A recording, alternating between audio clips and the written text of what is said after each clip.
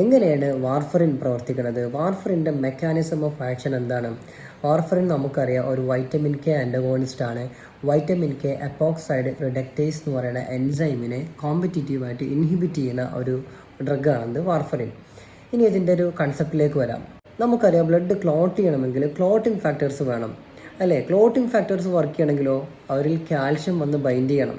ശരിക്കും പറഞ്ഞാൽ ഈ കാൽഷ്യമാണ് ക്ലോട്ടിംഗ് ഫാക്ടേഴ്സിനെ ഈ ഫോസ്ഫോലിപ്പിഡ് മെംബ്രെയിൻസിൻ്റെ മുകളിൽ, അതായത് നമ്മുടെ ഈ പ്ലേറ്റ്ലെറ്റിൻ്റെ ഒക്കെ മുകളിൽ വന്ന് ഫിക്സ് ചെയ്യുന്നതും അവർ തമ്മിൽ ക്രോസ് ലിങ്ക് ചെയ്യുന്നതും. സോ കാൽഷ്യം ഒന്നും ബൈൻഡ് ചെയ്തിട്ടില്ല എങ്കിൽ ഈ ക്ലോട്ടിംഗ് ഫാക്ടേഴ്സ് വർക്ക് ചെയ്യില്ല.